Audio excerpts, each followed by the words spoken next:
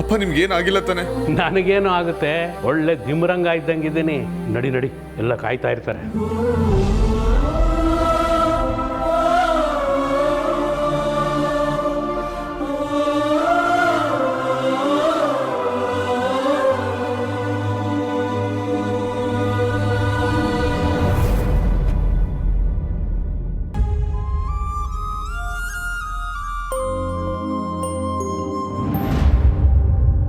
ನಿಂತ್ಕೋ.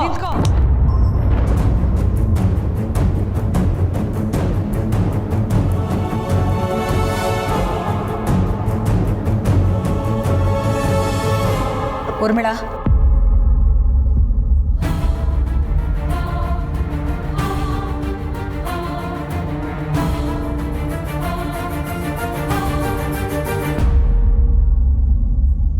ಅಕ್ಕ. ಅಬಾ ಆರತಿ ತರೋದಕ್ಕೆ ಇಷ್ಟು ಬಿಲ್ಡಪ್ಪ? ಹ್ಞೂ ಮತ್ತೆ ನನ್ನ ಮಗ ಬಾರ್ಡ್ರಲ್ಲಿ ಯುದ್ಧ ಗೆದ್ದು ಬಂದಿದ್ದಾನೆ.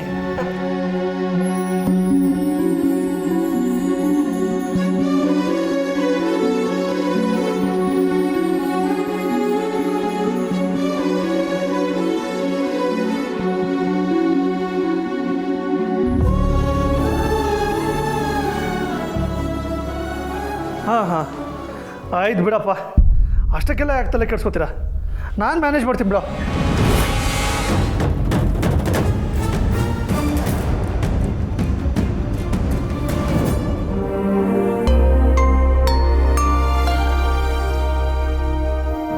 ಈಗ ನನ್ನ ತಲೆ ಕೆಡ್ತಾ ಇದೆ, ಆಮೇಲೆ ಕಾಲ್ ಮಾಡ್ತೀನಿ.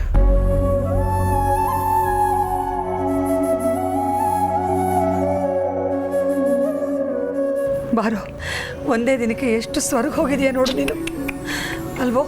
ಇಡೀ ದಿನ ನಿದ್ದೆ ಇಲ್ಲ, ಊಟ ಇಲ್ಲ, ಎಲ್ಲೋ ಇದ್ದೆ ನೀನು? ಸ್ಟಾರ್ ಹೋಟ್ಲಲ್ಲಿದ್ದ.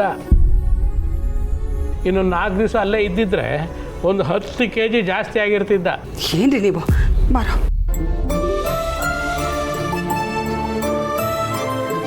ಹೀಗೆ ನನಗೊಂದು ಗೊತ್ತಾಗ್ತಾ ಇಲ್ಲ, ಇವನು ಏನು ಸಾಧನೆ ಮಾಡಿ ಬಂದಿದ್ದಾನೆ ಅಂತ ಈ ರೀತಿ ಆರತಿ ಮಾಡಿ ಒಳಗೆ ಕರ್ಕೋತಾ ಇದ್ದೀರಾ? ಲಕ್ಷ್ಮಣ, ಇನ್ನು ಸ್ವಲ್ಪ ಬುದ್ಧಿ ಇದೆಯಾ ನಿನಗೆ? ಅಲ್ವೋ, ಈ ರಾಜಕಾರಣಿಗಳು ಪಕ್ಷದಿಂದ ಪಕ್ಷಾಂತರ ಮಾಡ್ತಾರಲ್ಲ, ಆಗ ಅವ್ರನ್ನ ಹಾರ ತುರಾಯಿ ಹಾಗೆ ಬಾಜಾ ಭಜಂತ್ರಿ ಎಲ್ಲ ಬಾರಿಸ್ಕೊಂಡು ಒಳಗೆ ಕರ್ಕೊಂಬರ್ತಾರಲ್ಲ, ಅದೇ ರೀತಿ ನಮ್ಮ ಕುಮಾರ ಕಂಠೀರವನಿಗೆ ಆರತಿ ಎತ್ತಿ ಸ್ವಾಗತ ಮಾಡಿದ್ದಾರೆ ಅಷ್ಟೇ. ಅದು ಸರಿ ಅನ್ನು. ಈಗಿನ ಕಾಲದಲ್ಲಿ ಸಾಧನೆ ಮಾಡೋರಿಗಿಂತ ಸತಾಯಿಸೋರಿಗೆ ಬೆಲೆ ಜಾಸ್ತಿ.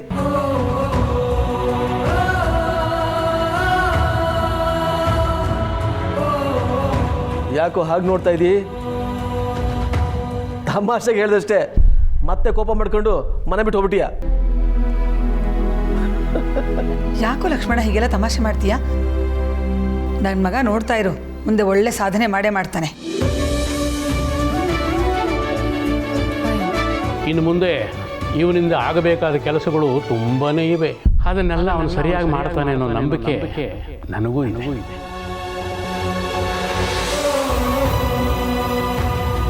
ನಿನಗೆ ಬಂದಿರೋ ಕಾಯಿಲೆ ಹೆಸರು ಪಾಲಿಸಿಥೇಮಿಯಾ ಅಂತ.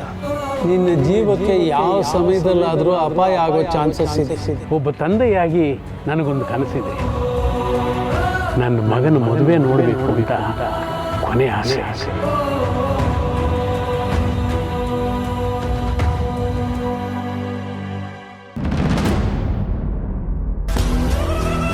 ಈ ದಿವ್ಯಾ ದಿನಕ್ಕೊಂದು ಹೊಸ ಆಟ ಶುರು ಮಾಡ್ತಿದ್ದಾಳಲ್ಲ, ಅವಳ ಎಂಗೇಜ್ಮೆಂಟ್ ಮ್ಯಾಟ್ರು ನನಗೆಲ್ಲಿ ಗೊತ್ತಾಗುತ್ತೋ ಅನ್ನೋ ಭಯದಲ್ಲಿರ್ತಾಳೆ. ಅದನ್ನು ನಾನು ಯೂಸ್ ಮಾಡಿಕೊಂಡು ಅವಳನ್ನ ಸಿಕ್ಸ್ ಹಾಕೋಣ ಅನ್ಕೋತಿದ್ದೆ. ಆದರೆ ಈಗ ಅವಳಾಗವಳೆ ಆ ವಿಷಯ ಹೇಳಿ ನೈಸಾಗಿ ಜಾರ್ಕೊಂಡ್ಬಿಟ್ಲು. ಇಲ್ಲ, ನಾನೀಗ ನೆಕ್ಸ್ಟ್ ಲೆವೆಲಲ್ಲಿ ಪ್ಲ್ಯಾನ್ ಮಾಡಲಿಲ್ಲ ಅಂದರೆ ನನ್ನ ಕೈಗೆ ಚೊಂಬು ಸಿಗೋದು ಗ್ಯಾರಂಟಿ. ಆ ಕಾರ್ತಿಕ್ ಮತ್ತೆ ಬಂದ ಅಂತ ಅವನ ಹತ್ರನೂ ಇಂಥದ್ದೊಂದು ನಾಟಕ ಆಡಿ ಪುನಃ ಅವನ ಕಡೆ ವಾಲಿದ್ರೂ ವಾಲ್ಬೋದು. ಇವಳು ಒಂಥರ ಹರಿಯೋ ನೀರಿದ್ದ ಹಾಗೆ, ಯಾವ ಕಡೆ ಬೇಕೋ ಆ ಕಡೆಗೆ ಯಾವಾಗ ಬೇಕೋ ಆವಾಗ ಹರ್ಕೊಂಡು ಹೋಗ್ತಾ ಇರ್ತಾಳೆ. ಇವಳನ್ನ ಹಗ್ದಲ್ಲಿ ಕಟ್ ಹಾಕೋಕ್ಕಾಗಲ್ಲ. ಈ ಹರಿಯೋ ನೀರಿಗೆ ಬೇರೆ ಥರನೇ ಸೇತುವೆ ಕಟ್ಟಬೇಕು.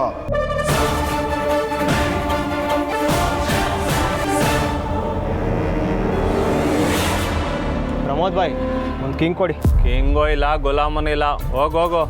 ಯಾಕೆ ಗುರು? ನಾನು ಕೇಳಿದ ಸಿಗರೇಟು ಒಂದು ಕಿಂಗ್ ಸಿಗರೇಟ್ ಕೊಡಿ.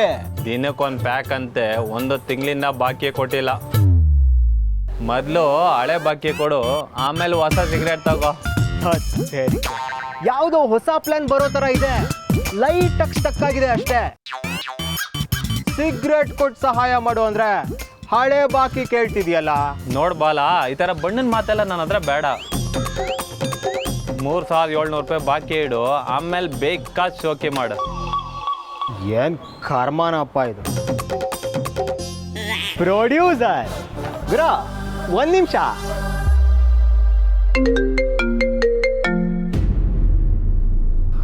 ಹಲೋ ಪ್ರೊಡ್ಯೂಸರ್, ಅರ್ಜೆಂಟಾಗಿ ನನ್ನ ಅಕೌಂಟ್ಗೆ 4000 ರೂಪಾಯಿ ಬಂದು ಬೀಳಬೇಕು. ಏನು 4000? ಅದು ನಾನು ಟ್ರಾನ್ಸ್ಫರ್ ಮಾಡಬೇಕಾ? ಏಕೆ? ಪ್ರೊಡ್ಯೂಸರ್ ನೀವೇ ತಾನೆ? ಯಾವ ಸಿನಿಮಾ ಪ್ರೊಡ್ಯೂಸರ್? ಅದೆಲ್ಲ ಆಗಲ್ಲ. ದೊಡ್ಡ ಪ್ರೊಡ್ಯೂಸರ್ಗೆ ಏನಾದರೂ ಫೋನ್ ಮಾಡಬೇಕಾ? ಅಂಥ ಕೆಲಸ ಮಾಡಿಬಿಡಪ್ಪ. ನಾನೇ ಹೋಗಿಲ್ಲ ಅಂದೆ. ಹಾಂ, ನಾನು ಕಳಿಸ್ತೀನಿ. ಹಾಂ, ಈಗಲೇ ಕಳಿಸ್ತೀನಿ. ಓಕೆನಾ? ಸರಿ.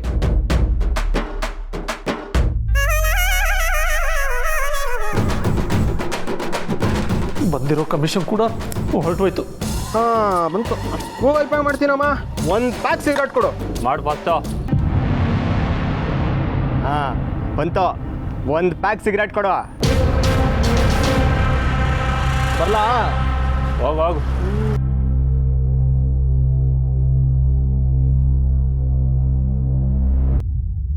ಇಲ್ಲ ಅಣ್ಣ, ಕಾರ್ತಿಕ್ ತನ್ನ ಜವಾಬ್ದಾರಿಗಳನ್ನ ಚೆನ್ನಾಗಿ ನಿಭಾಯಿಸ್ತಾನೆ ಅನ್ನೋ ನಂಬಿಕೆ ನನಗಿದೆ.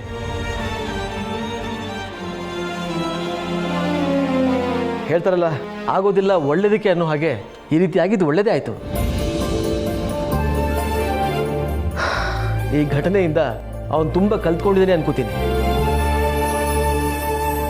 ಹಾಂ, ಹಾಗಂತ ಅವನಿಗೆ ಇರೋ ಬರೋ ಕೆಲಸ ಎಲ್ಲ ಕೊಟ್ಟು ಸ್ಟ್ರೆಸ್ ಮಾಡಿಸ್ಬಿಡ್ಬೇಡಿ. ಇನ್ನು ಸ್ವಲ್ಪ ದಿನದಲ್ಲೇ ಮದುವೆ ಆಗೋ ಹುಡುಗ ಅವನು, ಅಲ್ವೇನೋ? ಇಲ್ಲ ಊರ್ಬಿಳ, ಹಾಗೆಲ್ಲ ನಾವು ಯಾವತ್ತೂ ಮಾಡಿಲ್ಲ, ಮಾಡೋದೂ ಇಲ್ಲ. ಏನು ನಿಮ್ಮಿಬ್ಬರಿಗೆ ಮಾತ್ರ ಇವನ ಬಗ್ಗೆ ಹೆಚ್ಚು ಕಾಳಜಿನಾ? ನೋಡು, ನಾಳೆ ಅವನು ಮದುವೆ ಮಾಡ್ಕೊಳ್ಳೋ ಹುಡುಗ ಅನ್ನೋದಕ್ಕಿಂತ ಹೆಚ್ಚಾಗಿ ಅವನ ಈ ಮನೆ ಮಗ, ನನ್ನ ಮಗ.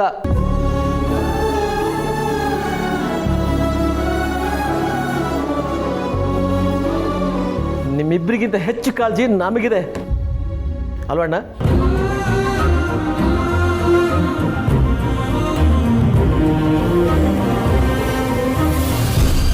ಇದೇ ಈ ನೆಪಗಳನ್ನ ಹೇಳ್ಬೇಡ ಅಂತ ನಿನ್ನೆ ನಾನು ನಿನ್ಗೆ ಹೇಳಿದ್ದು. ಚಿಕ್ಕಪ್ಪ, ಇದ್ಯಾವುದು ನೆಪ ಅಲ್ಲ, ಇರೋ ಸತ್ಯ.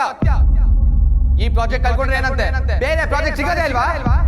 ನೀವಿನ್ನೂ ಹಳೆ ಕಾಲದ ಅನುಭವದಲ್ಲಿ ಇದ್ದೀರಾ. ಸ್ವಲ್ಪ ಹೊಸ ಬಿಸ್ನೆಸ್ ಸ್ಟೈಲ್ಗೆ ಅಪ್ಡೇಟ್ ಆಗಿ.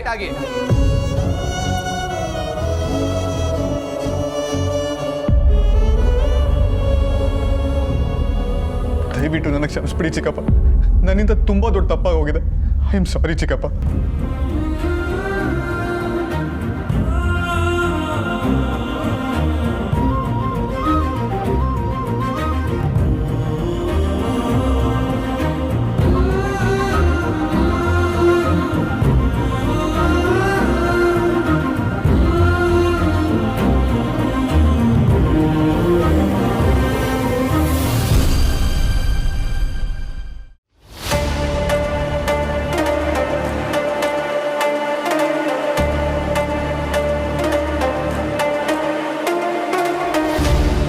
ಹಲೋ, ಹೇಳ್ಬಾಲ. ನಿಮ್ಗೊಂದು ಬ್ರೇಕಿಂಗ್ ನ್ಯೂಸ್ ಹೇಳೋದಿದೆ. ಬ್ರೇಕಿಂಗ್ ನ್ಯೂಸಾ? ಏನದು? ನಾವು ಆಡ್ತಿರೋ ಚದುರಂಗದ ಆಟದಲ್ಲಿ ದಿವ್ಯಾ ಇನ್ನೇನು ಸಿಕ್ಕಾಕೊಂಡ್ಬಿಟ್ಲು ಅಂದ್ಕೊಂಡ್ವಿ. ಆದರೆ ಅವಳು ಎಕ್ಸ್ಪೆಕ್ಟೇ ಮಾಡದೇ ಇರೋ ಥರ ಒಂದು ಹೆಜ್ಜೆ ಹಿಂದೆ ಹೋಗಿ ಮೂವ್ ಮಾಡ್ತಿದ್ದಾಳೆ. ಬಾಲ, ಏನು ವಿಷಯ ನೇರವಾಗಿ ಹೇಳು, ನನಗೆ ಒಂದು ಅರ್ಥ ಆಗ್ತಿಲ್ಲ. ನೇರವಾಗಿ ನಾನು ಹೇಳೋದಲ್ಲ, ಆ ದಿವ್ಯಾ ಹೇಳಾಯ್ತು. ದಿವ್ಯಾಗೆ ಎಂಗೇಜ್ಮೆಂಟ್ ಆಗಿರೋ ವಿಷಯನ ಇಟ್ಕೊಂಡು ನಾವು ಅವಳನ್ನ ಆಟ ಆಡಿಸ್ತಿದ್ವಿ. ಆದರೆ ದಿವ್ಯಾನೇ ಈಗ ನನ್ನ ಹತ್ರ ಅವಳಿಗೆ ಎಂಗೇಜ್ಮೆಂಟ್ ಆಗಿರೋ ವಿಷಯನ ನೇರವಾಗಿ ಹೇಳಿಬಿಟ್ಲು.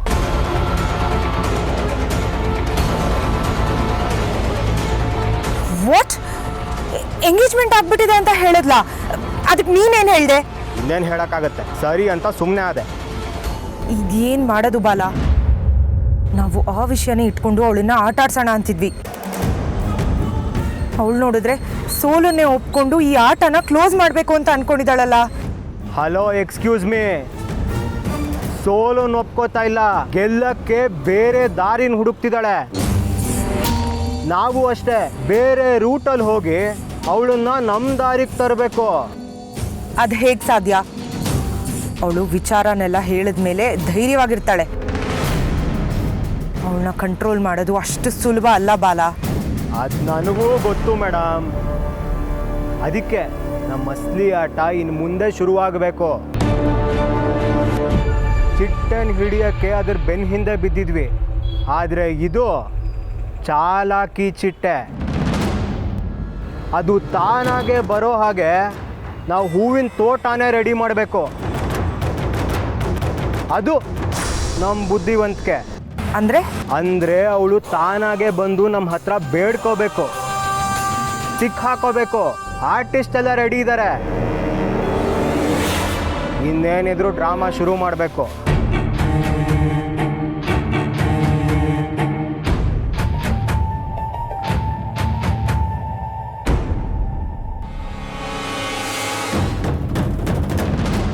ಅದೆಲ್ಲ ನನಗೆ ಗೊತ್ತಿಲ್ಲ ಬಾಲ. ನೀನು ಹೇಳ್ದಾಗಿಂದ ಎಲ್ಲ ಡಿಸಿಷನ್ಸು ನಿನ್ನ ಮೇಲೆ ಬಿಟ್ಟಿದ್ದೀವಿ. ನೀನು ಹೇಳ್ದಂಗೆಲ್ಲ ನಾವು ಮಾಡ್ತೀವಿ. ಆದರೆ ಅಂದ್ಕೊಂಡಿದ್ದ ಕೆಲಸ ಮಾತ್ರ ಸರಿಯಾಗಬೇಕು ಅಷ್ಟೇ. ಹಾಗಾಗಬೇಕು ಅಂದರೆ ನಾನು ಇನ್ನೂ ಬೇಕಾದಷ್ಟು ತಯಾರಿ ಮಾಡ್ಕೋಬೇಕು. ಅದಕ್ಕೆಲ್ಲ ಏನಿಲ್ಲ ಅಂದರೂ ಇನ್ನೂ 1 ಲಕ್ಷನಾದರೂ ಬೇಕು.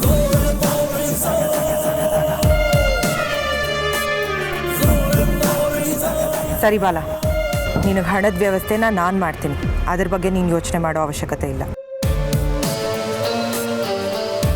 ನನಗೆ ಇನ್ನೊಂದು ಕಾಲ್ ಬರ್ತಿದೆ. I call you back litre.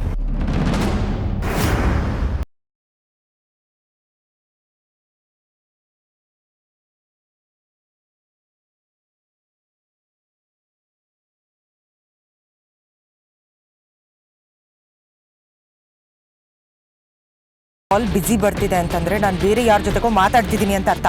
ಮತ್ತೆ ಮತ್ತೆ ಯಾಕೆ ಕಾಲ್ ಮಾಡ್ತಿದ್ಯಾ?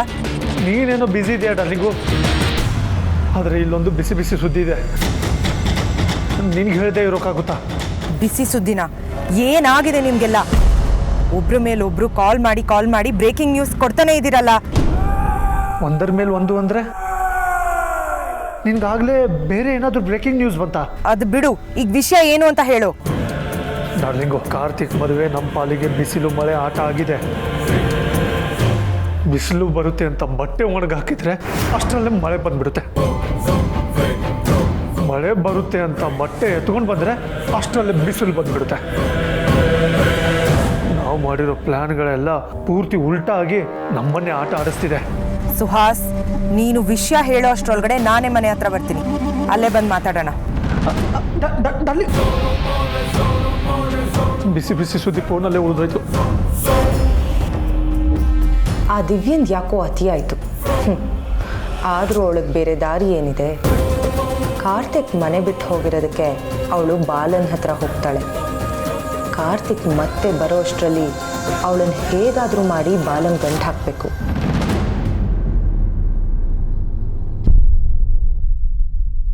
ಐ ಆಮ್ ಸಾರಿ ಚಿಕ್ಕಪ್ಪ, ನಿಮ್ಮ ಜೊತೆ ನಾನು ಹಂಗೆ ಮಾತಾಡಬಾರ್ದಾಗಿತ್ತು. ದಯವಿಟ್ಟು ನನಗೆ ಕ್ಷಮಿಸ್ಬಿಡಿ. I am really sorry. ನಿಮಗಿರೋ ಅನುಭವದ ಮುಂದೆ ನನಗಿರೋ ತಿಳುವಳಿಕೆ ಒಂದು ಎಳ್ಳಷ್ಟು ಅಲ್ಲ.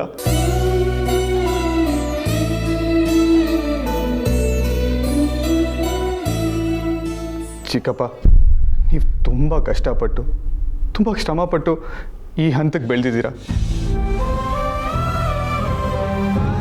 ಆದರೆ ನನಗೆ ಏನು ಕಷ್ಟ ಗೊತ್ತಿಲ್ಲದೆ, ಏನು ಶ್ರಮ ಪಡದೆ ಎಲ್ಲ ಸಿಕ್ಕಿದೆ ನೋಡಿ. ಅದಕ್ಕೆ ನಿಮ್ಮ ಅನುಭವದ ಬೆಲೆ ನನಗೆ ಗೊತ್ತಾಗಲಿಲ್ಲ. ಐ ಆಮ್ ಸಾರಿ ಚಿಕ್ಕಪ್ಪ, ನನ್ನ ದಯವಿಟ್ಟು ಕ್ಷಮಿಸಿ ಚಿಕ್ಕಪ್ಪ.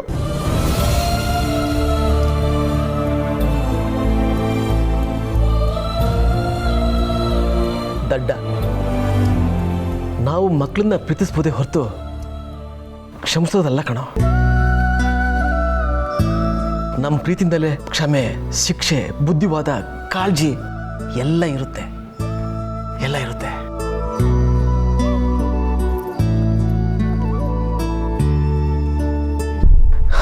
ತಪ್ಪು ಯಾರು ಮಾಡಲ್ಲ ಹೇಳು? ಮನುಷ್ಯರಾಗಿ ಹುಟ್ಟಿದ ಮೇಲೆ ತಪ್ಪನ್ನ ಒಂದಲ್ಲ ಒಂದು ಸಮಯದಲ್ಲಿ ಮಾಡ್ತಾನೆ ಇರ್ತೀವಿ. ನಾವು ತಪ್ಪು ಮಾಡಿದೀವಿ ಅನ್ನೋದನ್ನ ಅರ್ಥ ಮಾಡಿಕೊಂಡು ನಮ್ಮ ತಪ್ಪನ್ನ ತಿದ್ಕೊಳ್ಳೋ ಮನಸ್ಸು ಮಾಡ್ತೀವಿ ನೋಡು, ಆಗ ನಾವು ನಿಜವಾಗ್ಲೂ ಬೆಳೆದಿದ್ದೀವಿ ಅಂತ ಅರ್ಥ.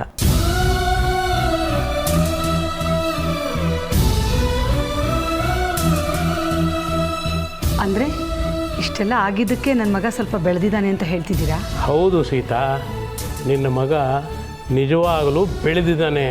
ಅಂತಸ್ತಿನಲ್ಲೋ ಆಸ್ತಿಯಲ್ಲೋ ಹಣಕಾಸಿನಲ್ಲೋ ಬೆಳೆದ್ರೆ ಅದು ಬೆಳವಣಿಗೆ ಅಲ್ಲ. ದಿನೇ ದಿನೇ ಜೀವನದ ಪಾಠಗಳನ್ನು ತಿಳ್ಕೊಂಡು ಪ್ರಪಂಚನ ಅರ್ಥ ಮಾಡಿಕೊಂಡು ಬದುಕ್ತಾರಲ್ಲ, ಅದೇ ನಿಜವಾದ ಬೆಳವಣಿಗೆ. ಅಪ್ಪ ಹೇಳ್ತಾ ಇರೋದು ನಿಜ ಅಮ್ಮ. ಕಷ್ಟ ಅಂದರೆ ಏನು, ದುಃಖ ಅಂದರೆ ಏನು, ಅದು ನಮ್ಮ ಜೀವನದಲ್ಲಿ ಬಂದರೆ ಅದು ಹೇಗಿರುತ್ತೆ ಅನ್ನೋ ಸಣ್ಣ ಅನುಭವನೂ ನನಗಿರಲಿಲ್ಲ.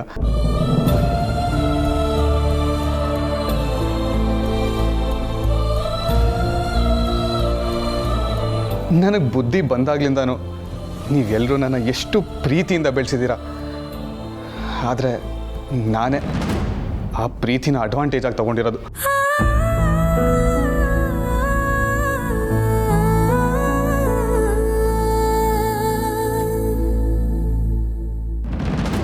ಇಲ್ಲ,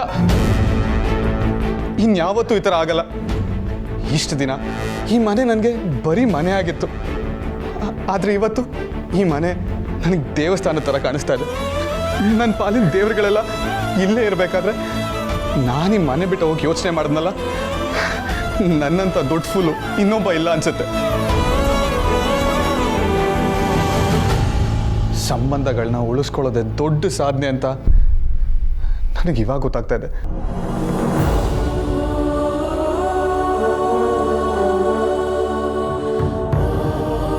ಇನ್ಮೇಲಿಂದ ಬಿಸ್ನೆಸ್ ಕಡೆ ಗಮನ ಕೊಡೋದು ಮಾತ್ರ ನನ್ನ ಜವಾಬ್ದಾರಿ ಅಲ್ಲ, ನಿಮ್ಮ ಎಲ್ಲರ ಮುಖದ ಮೇಲೂ ನಗು ಇರೋವಾಗ ನೋಡ್ಕೊಳ್ಳೋದು ನನ್ನ ಜವಾಬ್ದಾರಿ.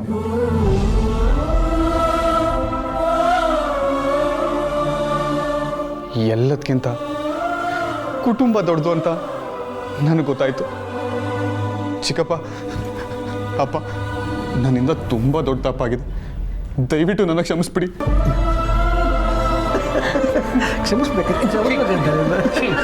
ಅಣ್ಣ, ನಿಮ್ಮ ಮಗ ನಂಬರ್ 1.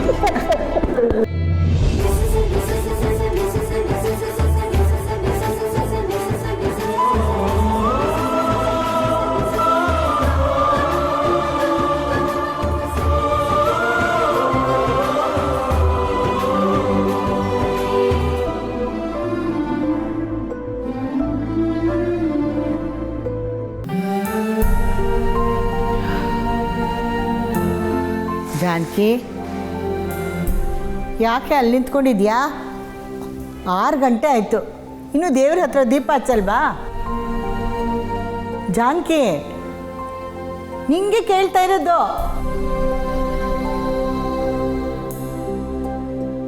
ಇನ್ನೇನತ್ತೆ, ಅಳಿಯಂದ್ರು ಮನೆ ಬಿಟ್ಟು ಹೋಗಿದ್ದಾರೆ ಅಂತ ಕೇಳಿದಾಗಿಂದ ಮನಸ್ಸಲ್ಲಿ ಒಂದೊಂದು ಸಾರಿ ಒಂದೊಂದು ರೀತಿ ಯೋಚನೆಗಳು ಬರ್ತಾ ಇದೆ.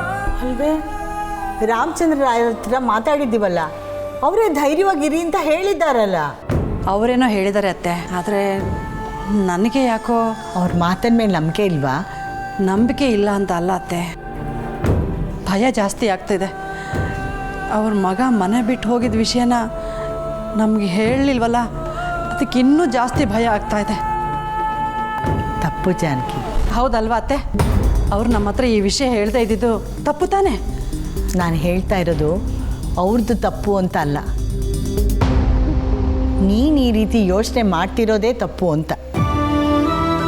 ಅವ್ರ ಮಗ ಮನೆ ಬಿಟ್ಟು ಹೋಗಿದ್ದಕ್ಕೆ ಇಷ್ಟೊಂದು ದೂರ್ತಾ ಇದೆಯಲ್ಲ, ನಾವು ಮನೆ ಮಗಳನ್ನು ಮುಚ್ಚಿಟ್ಟು ಮದುವೆ ಮಾಡೋಕ್ಕೆ ಹೊರಟಿದ್ದೀವಿ. ಈ ವಿಷಯ ಅವ್ರಿಗೆ ಗೊತ್ತಾದರೆ ಅವರು ನಮ್ಮನ್ನು ಇನ್ನೆಷ್ಟು ದೂರ್ಬೋದು.